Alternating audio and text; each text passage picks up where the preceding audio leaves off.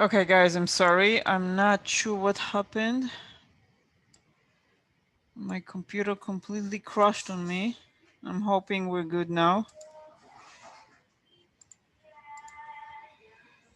And also, I just need to make sure that I can record. Okay. Yeah, it looks like we are recording.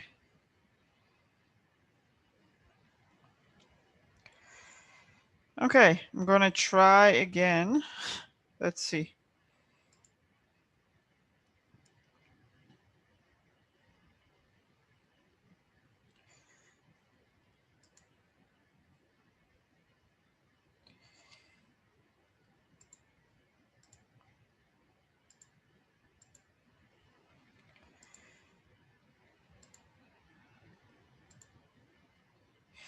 Okay, I'm hoping that this would work right now. Right, so this is the review session for exam 3. I'm gonna go over some of the material and important points that you should know for the exam. And if any of you that are here has any questions, feel free to post it in the chat or just ask me, unmute yourself and ask your questions as we go through these few slides that I prepared.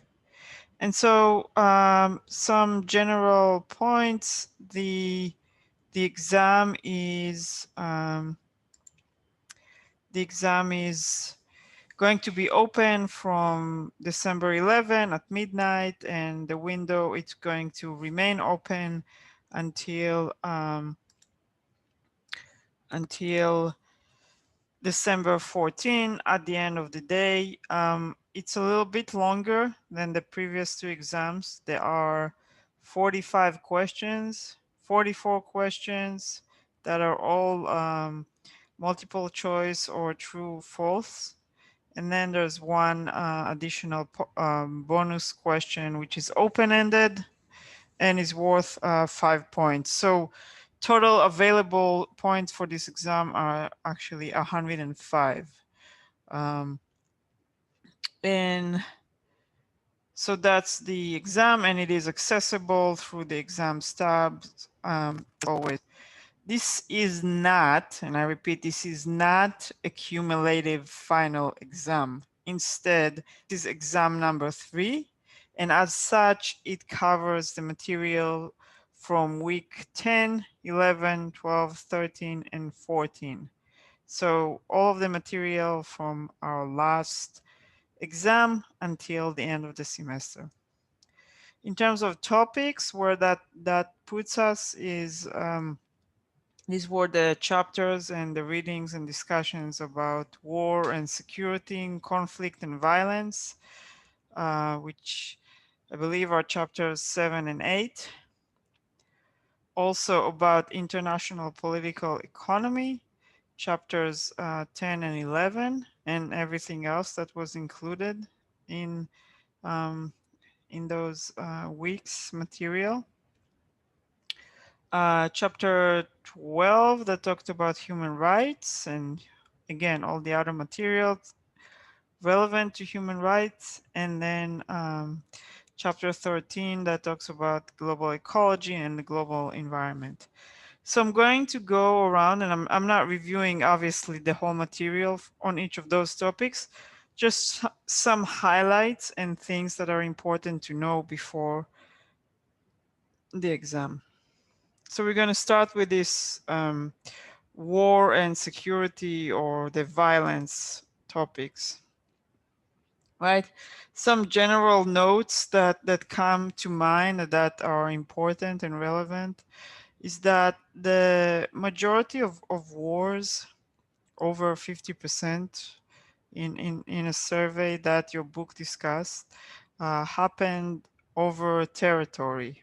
And so sometimes we think that we fight wars over ideology and culture and identity, and that is true too, but still the majority of the wars that we see are over territory and everything that's in that territory.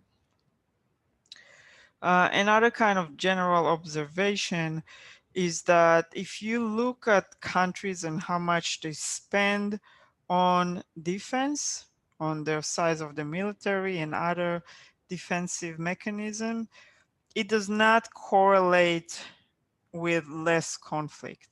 So you cannot say that those countries that spend more um, on defense are actually seeing less conflict. They may feel more secure, but that doesn't necessarily mean that in terms of numbers of wars and conflicts and violent events that happen in and to those countries, that there are less of them. There are countries that are engaged in much less conflict while spending much less on the military and defense.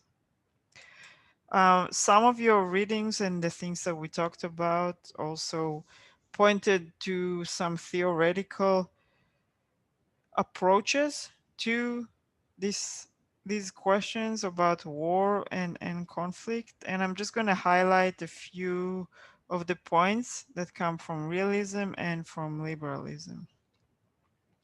So realism, if you remember, talks about this idea of security, the security dilemma.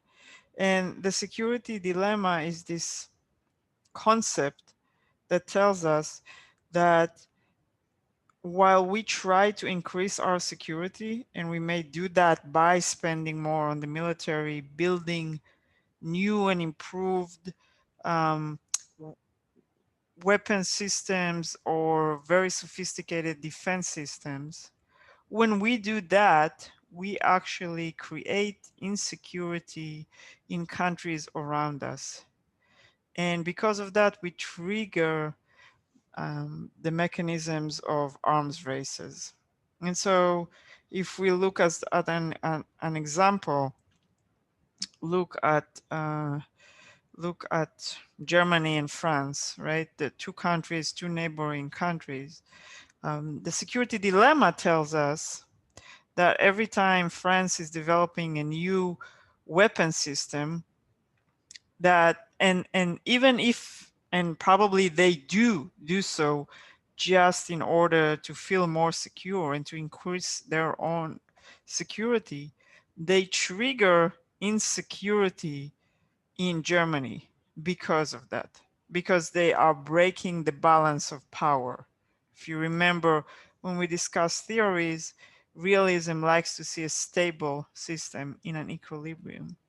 And every time you develop or invest more in your military, you are violating the equilibrium and hence create insecurity for your neighbors or your foes if they are, even if they are far away from your border. And so that's how we understand arms races and also sometimes conflict and actual war. It's just this idea of me trying to feel secure, and by that I create insecurity for you, and we go into this cycle of arms race that could spill into conflict. And of course at that point we are both well armed, right? Another concept that comes from realism is this idea of system polarity, basically asking how many power polars, how many great powers are in the system.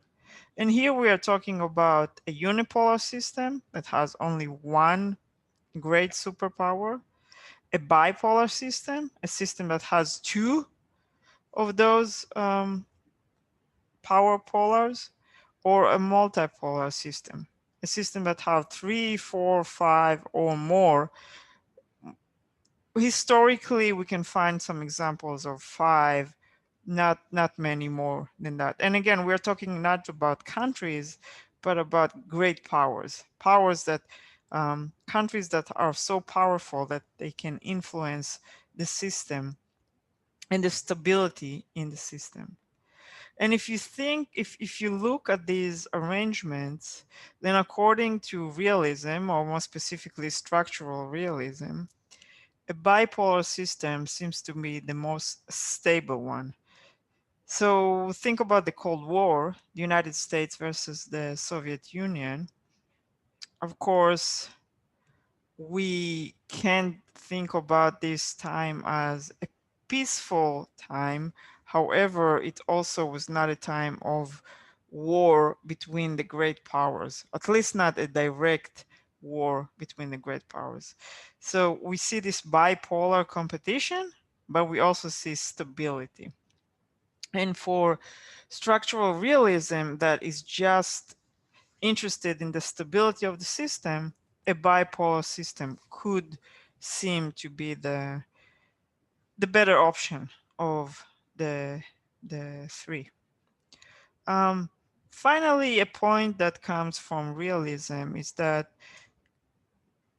if you remember again back to the beginning of the semester when we talked about those theories, realism or neorealism, structural realism believes that the main interest of all countries is to survive. And in order to survive, you need to have power. You need to have military and economic power. And there are two ways to do that. You can either build your own military, but if you can't, then the other way to get those defense mechanism in place is to build strong and sustainable alliances to make sure that other countries come to your help if you ever need that help. And so that's what some of those highlights that come from realism. And then if we switch and we look at what liberalism say about war, peace, conflict, um, some people tend to mistaken liberalism as kind of a theory that doesn't believe in the use of force. And that's not true.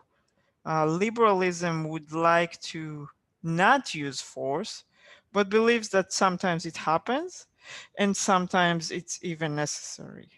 But in order to explain why wars happen, we're moving away from the balance of power, the security dilemma, and the military buildups of countries, and we look domestically.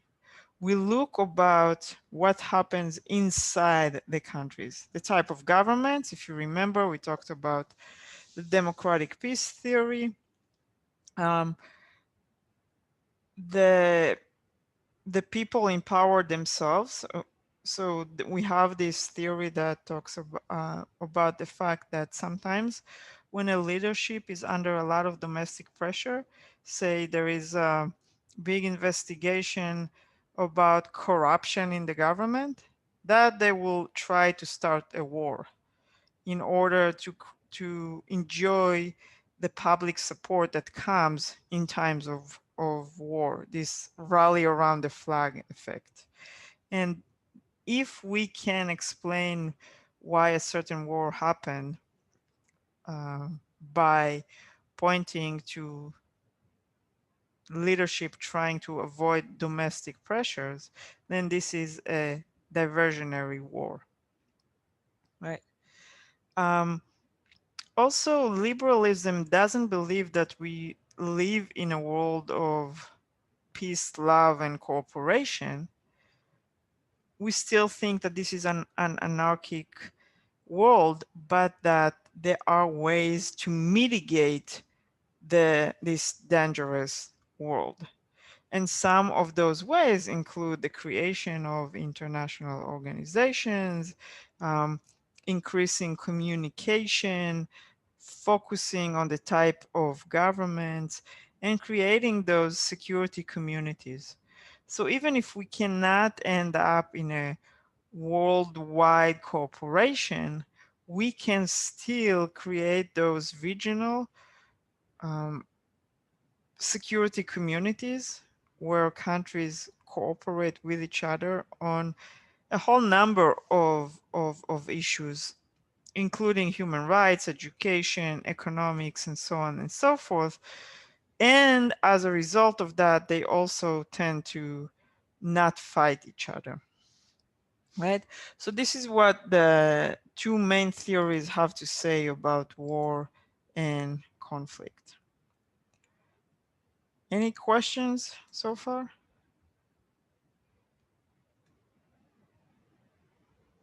Okay. So let's move on to the topic of international political economy, right? Um, and here, one general observation that then touches on everything else that we are going to talk about is that open and free economies, what we tend to think as the globalized economies, have less control over what happens in their economic system, and as a result are more vulnerable to pressures from the outside. And so a country that is well intertwined in the global economic system could get hurt much more from a global economic meltdown than a country that has a closed economy and is not intertwined with the global economic system, right? We talked about some approaches to international political economy. There is the approach, or it's not quite a theory, but it's more of an ideology or a way of thought, that of protectionism or mercantilism. And here you are putting your own country first. um, this is, if you think of in terms of the United States, the Buy American campaigns come from a protectionist point of view. The idea here is that I care about the economic growth of my country and my country alone. And the best way to get to that is to have a closed economy that is somewhat controlled, or in some cases, very much controlled. And to make sure to to the degree that you trade or interact with other countries, you do that only if it can benefit your own country, right? So this is what protectionism is. Um, on kind of the other opposite side of the spectrum, we find liberal economies that focus more on ideas of free trade, and I put free in quotation marks here, because even what we think about as free trade nowadays is not completely free. Governments, including the government of the United States, intervene in the economic flow or in the free economic activity, domestically and internationally, all the time. We do that through things like putting tariffs on some products, subsidizing certain industries, um, controlling labor flows, the flow of free labor, etc., etc. Right? But if you are thinking about liberal economics, you kind of thinking about the Washington consensus. The Washington consensus is what guides nowadays liberal economic, or the global liberal economic system. And the Washington consensus has about 10 principles. And they're basically talking about free trade, no tariff, no other trade barriers. They're talking about privatization um, of industries as opposed to have them controlled by governments, less regulations. All of those things fall under the Washington consensus, right? But even in our free, or more liberal, free liberal economic global system, we do see that countries tend to protect, even countries like, again, even countries like the United States, who seems to endorse liberal economics a lot, choose to protect some industries, and doing that using trade barriers While tariffs are almost kind of a no-no in international politics now, we then move on to use subsidies. And the best example for the United States is the agriculture industry here, which is subsidized. About 90% of agriculture in the United States is subsidized by the government. And when I say that, what I'm basically saying is that if we would have left it to real free flow economics, open internationally, that about 90% of the agriculture farm industries in the United States would just disappear. And the only reason it's still here has to do with the government choice to subsidize it. Now, why do countries do that? There are many different reasons. If you think about the agricultural industry and food supply, um, the idea is that you want to make sure that your food supply is never cut because of conflict, right? So if you subsidize your agriculture industry, at least you maintain of some level of livelihood within that industry. Of course, there are more cynical arguments just pointing to pure politics and the fact that um, politicians from left and right try to make sure that they are friendly towards the farm industry, which is favorable in the United States. And so that's why we see no cut to those support policies. Right. Also in international political economy, we see the work of international intergovernmental organizations. The best known ones, and there are others, but the best known ones are the big three: the International Monetary Fund, the IMF, the World Bank, and the World Trade Organization.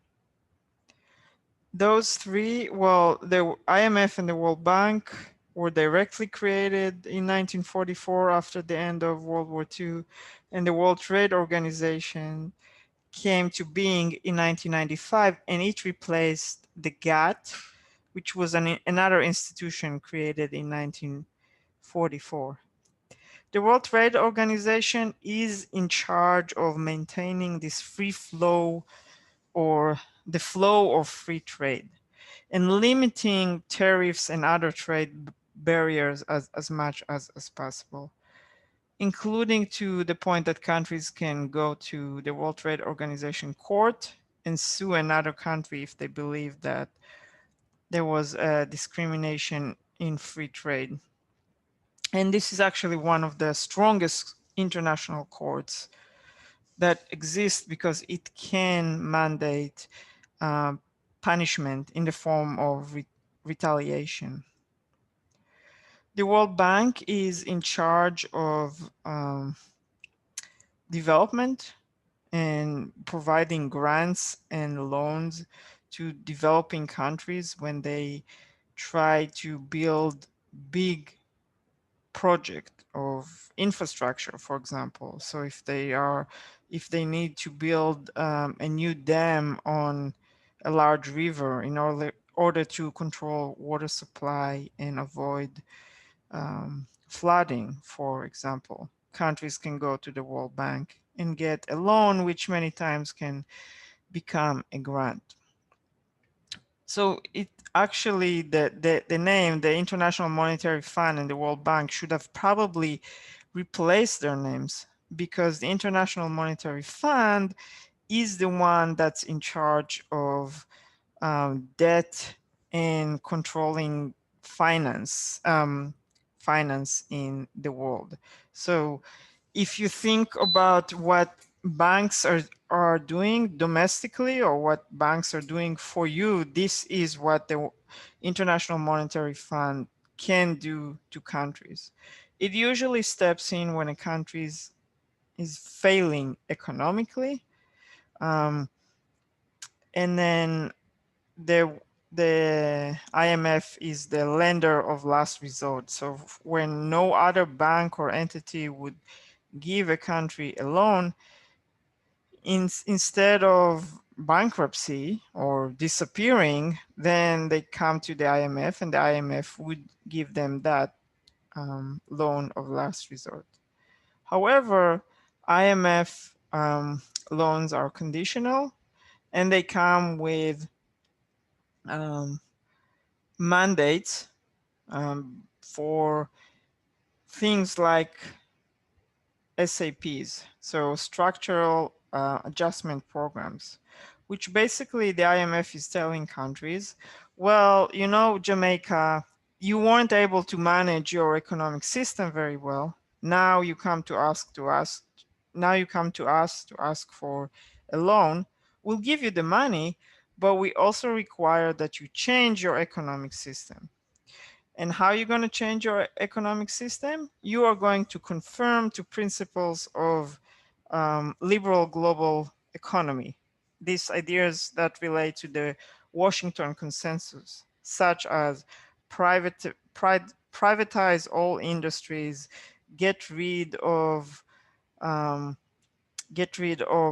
services, cut government jobs, make sure that your economy is leaner and able to perform better globally, not just domestically. So, and this is where a lot of the criticism on the IMF comes in, is that they might be able to stabilize a country's economy in the long term, but in the short term, that means cutting salaries, cutting jobs, government jobs, and cutting a lot of services to people who that affects their livelihood. So, for example, cutting healthcare systems, um, education systems, etc. We talked a little bit about this idea of fair trade. And generally speaking, here, when you think about fair trade, basically we're saying that countries, I'm sorry, not countries, that private companies, businesses that want to be engaged in fair trade will have to be willing to forego some profit um, or some market forces in order to support social justice, right? So, for example, if Starbucks wants to be engaged in the global fair trade coffee world, they have to raise their prices, but not in order to enrich their own bottom line, but in order to pay more to their suppliers, to the producers, to the workers in the coffee um, fields and plantations around the world. So this is this idea about, we're not just talking about free trade, but about fair trade. And to this discussion comes the whole idea of equality and inequality within countries and between countries. A few other items that I mentioned and you should know before the exam. Uh, First one is a couple things about foreign aid. First, we know that the United States is giving billions and billions of dollars in military aid. But there is a bit of a misconception on that. And that means that, you know, the US taxpayers end up paying for the military buildup of Israel or Egypt or any other country. In a way, this is true, but also every time the United States provide military aid, it's usually not just signing a blank check, but saying, here's a check to buy 1,000 Hummer vehicles from producers in the United States. So there is usually strings attached to military aid, to US military aid, that turns the money back into the US economy by making the recipient buy equipment from the United States. So we're not just giving them money to go and buy those armored vehicles, but we are requiring that they buy US made vehicles. Connor, go ahead. Yes, hi. Good morning, Professor. Good morning. Um, do these countries ever have to pay back the United States? Usually those are grants rather than loans. So no, there is no arrangement of payback. Again, only through the fact that arguably the money never leaves the US economy, because it's not, if say that the United States provided um, $3 million to the Israeli government to buy armored vehicles, right? The Israeli government cannot just go out and have an open bid to who can sell them such vehicles in the best price, but instead, in that payment, there is a requirement that they go back and maybe they can bid between different US manufacturers, but eventually they will have to purchase those vehicles um, from a US manufacturer. I see. Thank you for clarifying that for Yeah, me, Professor. of course. And also that money, it can't be that Israel would then say, oh, you know what, we're just going to hold on for that money. We don't want to buy those vehicles. The point is, yes, the United States invests through military and in our allies. It has, it's not just an economic move, it's also a security move, because we want strong allies around the world that are well equipped and well trained. That's another reason why to provide them with military aid. But the way that it is structured also benefits the US economy, at least to some degree. And then, sorry, the other point that I wanted to make here about foreign aid is about humanitarian aid. When you see a payment that is labeled as humanitarian aid, that means that it is there, that money cannot be used for military purposes, right? It's very, again, this may not be as stringent as you have to buy tents from a certain manufacturer, but you have to spend that money on that humanitarian cause. So if we are looking at a natural disaster where a lot of people lost their homes, and we do want to build this tent city, then the money can only be used to purchase tents and build the infrastructure for that temporary refugee camp, rather than just, again, most of our foreign aid is not in the form of free money. Here's a check, go do whatever you want with that. There are strings attached, and we try to make sure that the money is used exactly for the cause that we intended to. And also, specifically when it comes to humanitarian aid, we try to make sure, again, that there is no spending on anything military associated, um, or anything that is outside of that very specific target, helping the survivors of the earthquake in Haiti in 2011, 12, right? And so on. So those were the couple points about foreign aid. I also the book mentioned this idea of the Big Mac index, and this is just kind of a simplified way to think about what we call purchasing power parity, and where we are comparing economies, or comparing the livelihood of people within economies.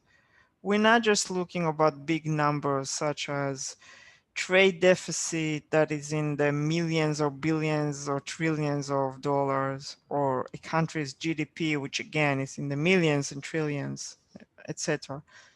We need to also look at the purchasing power of the individuals within that economy. And this is where the Big Mac index comes in, because if we can compare a single product, in this case, the Big Mac, in different countries. And we can do that because McDonald's is almost everywhere around the world. So if we can compare that price and ask questions like, how many hours does a person have to work in order to buy a single Big Mac, then we can have a better comparison of the economic situation for individuals, the micro, not just the macro, big picture of how large an economy is or how well it is intertwined into the global economic system. Um, we the book and some of the things that we talked about also mentioned this idea that, you know, we tend to think that countries are lucky if they are rich in natural resources, such as oil. Oil is the best example here, right?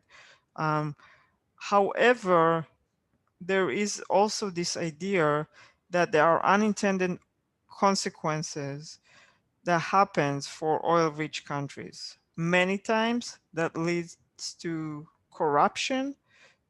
If the government is not stable or strong, we can see warlords entering the system. Warlords are not as common when it comes to oil, just because of the magnitude of production and extraction of oil.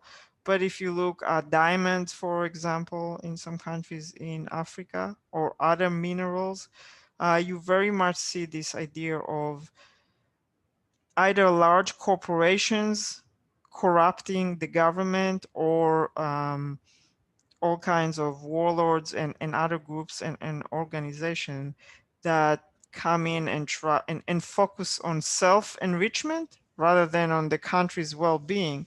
And so we end up with countries like Venezuela, for example, who I think you saw a quote of a Venezuelan official calling oil the great devil or the great Satan. So you see a country like Venezuela, who's very rich in oil, but because of mismanagement, corruption, years of infighting, etc., the country is poor. People are hungry, and they don't get as much attention from the international community in terms of foreign aid, because arguably they should be able to take care of themselves. And so this is the kind of unintended consequences for oil-rich countries or other natural resources rich countries. And then one more point that we talked about is this idea of the role for regional organizations and trade agreement, and how sometimes countries, because of this statement that globalized economies have less control and are more vulnerable, sometimes countries, such as in the case of Great Britain, have kind of tired of this position of being controlled by regional or global forces, and are trying to step back. And this is where we see Brexit, right? With Brexit, um, what Great Britain is trying to do is to take back control of their own economy and to become less vulnerable to the powers that are operating in the European Union.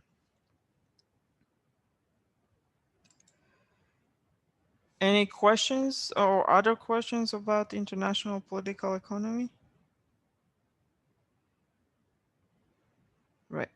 Um, The other two the other two topics that we covered are human rights and global ecology. With human rights, we the the book introduced those different approaches to human rights, which sometimes are called first, second, and third generation, right? We I spoke about it as, positive and negative rights, or more in general, the difference between civil and political rights and social and economic rights. So first generation rights are seems to be those things that you could easily, or people tend to more easily argue, are part of natural rights. Those things that come with being a human. It's a freedom from fear, um, freedom from or restrictions on the government to come after us and try to take away our life, liberty, or property without due process. So here's where you see civil rights and political freedoms. Anything from the right to life to freedom of expression, um, freedom of religion, due process, all of the legal rights, etc. Those are first generation rights. And then if you move into second generation rights, you're the changing the language from freedom from to freedom to something, right? Or some people say freedom from want. So you wouldn't be in a situation that you really want something but you can't get it. And this is where we see the social and economic rights. Education, healthcare, um, these type of rights, housing, right? Um, the one big difference between first and second generation rights is that in first generation rights, all we need to is to stop the government from doing something, to stop the government from infringing on my rights. In second generation rights, somebody or the guarantor for those rights have to supply me something. If I have the right to free education, somebody needs to make sure that there are schools, there are books, I have accessibility to all those things, there are good teachers there, etc., etc. Same goes to healthcare, and housing and all of those other items. In third generation rights, we are moving to what we call solidarity rights or communal rights. And here you can think about things like clean environment or economic development. So this idea, not just that we should have it, but that we have a right for clean environment or economic development, those bigger things. Um,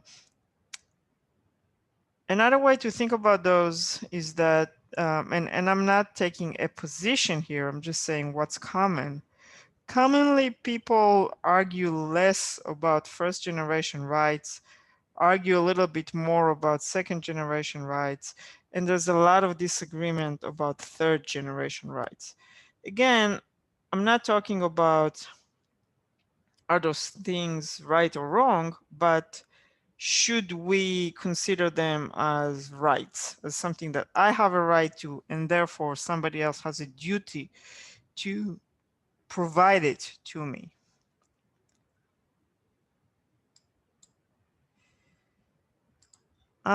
There are a lot of activism when it comes to human rights internationally.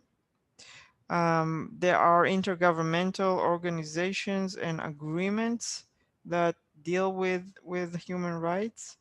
We have a really large body of treaties and agreements and committees and commissions that are all dedicated, and even courts that are all dedicated to protecting and advancing human rights around the world.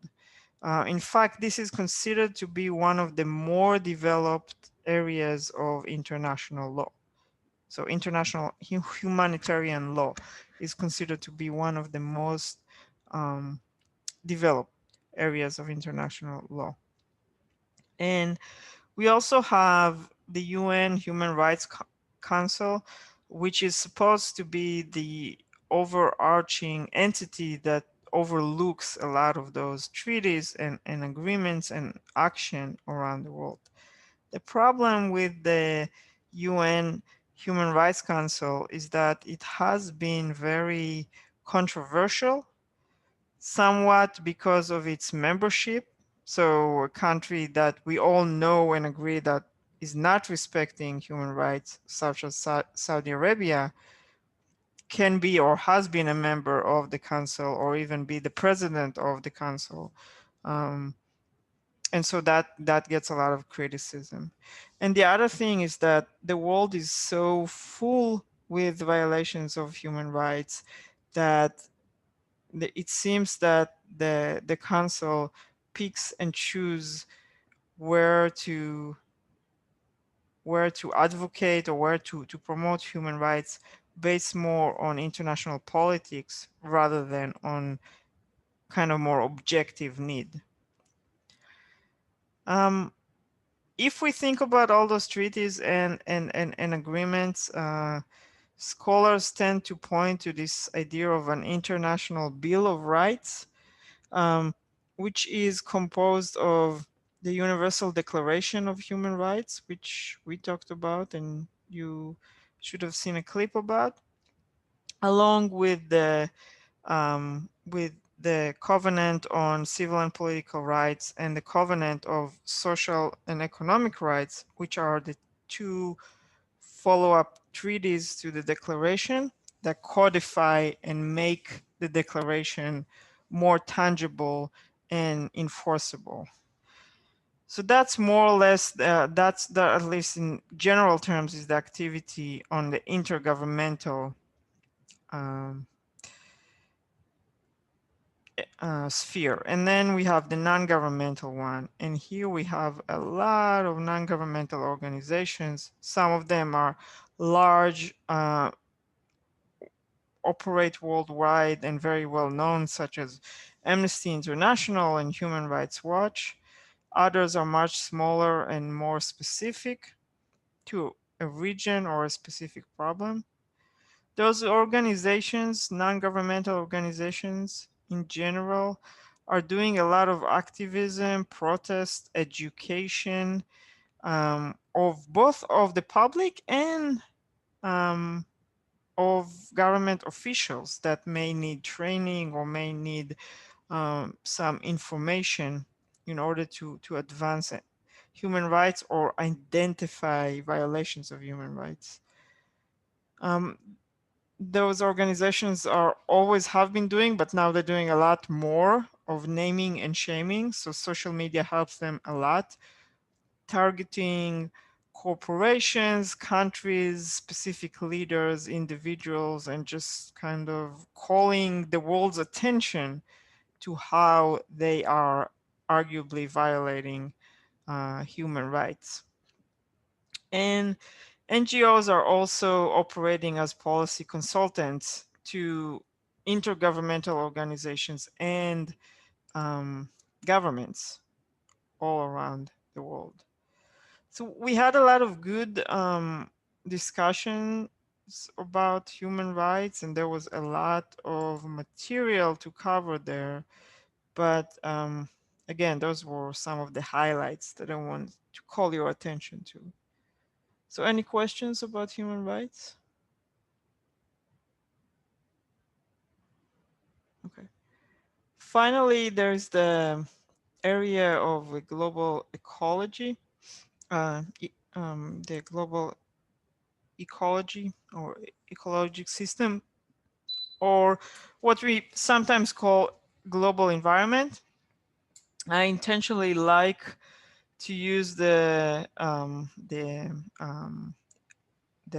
ecology term more than global environment, because global environment tends to very quickly be equate with global climate change, which is part of the story here, but it's not all of it, right? Um, Generally speaking, there is some sort of a balance that countries have to decide between taking care of the environment and advancing the country's wealth. In the past, during the industrial revolution, when we discovered energy and coal and fuels, countries such as the United States and the UK and other European countries didn't think twice about the environment, and instead we were focusing about growing up our economy and growing our wealth. But now that we know that there is impact on the global environment, such as pollution, mudslide, um, expansions of deserts, etc., water quality, all of those things, right? Then we seem to have expectations that developing countries now will develop in a cleaner way in order to do their share. But of course, there are different countries and they make different decisions. And to the degree that some of them are powerful too, so a country like China that doesn't need so much from the international community can stand up and say, well, you know what, guys, we don't really care about the global environment right now. All we care about is prioritizing our economic growth. And so um, China can and does do that, and their people pay the price with air pollution and water pollution and other things.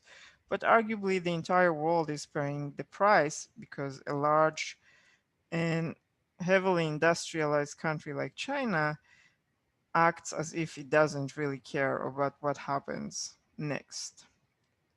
Right? So we talked about air pollution, quality of water, or access to resources. When we say natural resources, a lot of time we tend to think about minerals and oil, diamonds, gold, all of those things. But let's be honest, there's a lot of people who don't have access to water, or especially to clean water. And so that is a very important part when we think about environmental politics or the global ecological system. Uh, who has access to water, to clean water? And of course, we know that without water, there is no life. And so that this is also a link between environmental politics and security politics here. There is an issue that we as humans, our human behavior, impacts our relations with nature. So our activity, for example, we tend to cut down a lot of forests, but that in some areas can create mudslides, huge mudslides that would then turn around and can destroy completely towns and villages or even cities that were built by taking down the forest in the first place. So now we see processes of um, in an areas that are a higher risk for mudslides. We see campaigns of planting trees or replanting forests in order for them to hold the land when the rain comes and avoid those devastating mudslides. And so we see that back and forth play between human behavior and nature happening all the time. We're talking about this concept of the tragedy of the commons, and this is the idea that the commons is the global environment. We are all we all in some way or another, by breathing, eating, drinking, just operating, are part of that commons. But nobody really wants to take responsibility. You can see that now with the US, withdrawing from the Paris Agreement because it could have impact on our own economic growth and our own economic future. And we look at countries such as China, who, as I say, very clearly prioritize economic growth over the global environment. And we say, well, until they play nice, we are not going to play nice. But in the meantime, we may be right, but we are not helping the problem. We are not helping the situation. Think about it as in a neighborhood, like an an empty lot in the neighborhood where all the kids get together to play. Well, every day somebody leaves a little bit of trash and debris there, but unless we all come together to clean that lot, pretty soon the kids will not have a place to play in, right? So that's the idea of the tragedy of the commons. It's very easy to get free riders when we have a situation like that. Free riders are countries that would say, well, we're not playing nice right now. We are not, we are going to develop and we don't care if that um, pollutes the global environment. Um, but they are expecting others to do the work for them, right? And that's the situation that we have with the global ecological system. And arguably, the only way to break out of this is through cooperation and coordination and negotiation and making sure that everybody does their share. The free play that come with a more realism point of view will many times end up in a suboptimal outcome for everybody, right? And this is the argument and the discussions about the global climate change. And we had the discussion forum about why the United States withdrew from the Paris Green. Oh, I'm sorry, that was not a discussion forum. That was an assignment, right? So each one of you had to think about that. Um, and so we had a lot of discussions about the global climate change. And then finally, there was this idea, there is this project of the 2030 Sustainable Development Goals. It is managed by the UN through the World Bank, and it is the extension of the Millennium Development Goals, which were agreed on in the year 2000 and had a target date of 2015.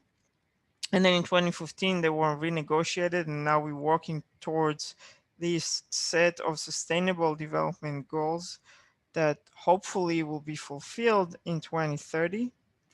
And those goals are putting together things like reducing poverty while making sure that we are still prioritizing the global environment, that we are still making sure that in the future, human beings can have meaningful and peaceful and prosperous life on Earth. And this has been done through a global um, effort. And so those that kind of summarizes the points that I wanted you to think about when you're focusing on this fourth topic of the global ecology. Any questions about this one?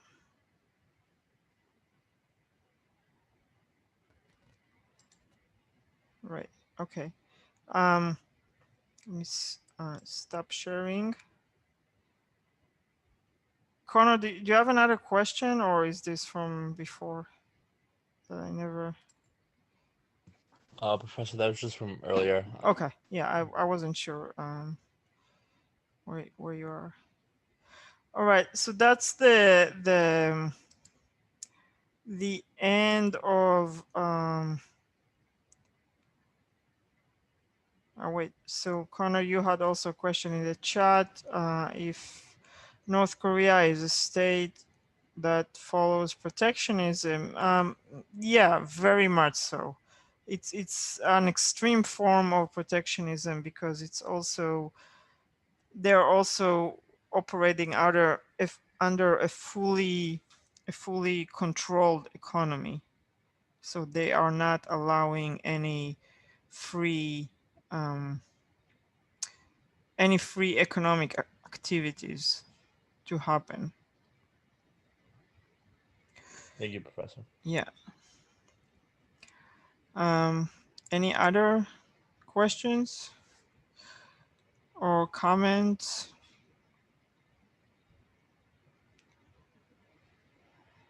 Right. Okay. What I will do is, I mean, I'll post this session as soon as I have it, which is probably within an hour or so. And then on Wednesday afternoon from 4 to 5, I'll be on Zoom again. And I'm not going to prepare any material. This is just going to be an hour for students to stop in if they have any questions. So it's basically questions and answers. And if you too or anybody else who watches this recording have questions but can't or don't want to stop into the Zoom, you can also email me your questions and I can try to address them during that time. All right. Yes, thank you. Okay, great. Well, thank you both for stopping in, and I hope this is useful for you, was useful for you, and will be useful for anybody else who's gonna watch it. And then, yeah, let me know if you have other questions, and if not, then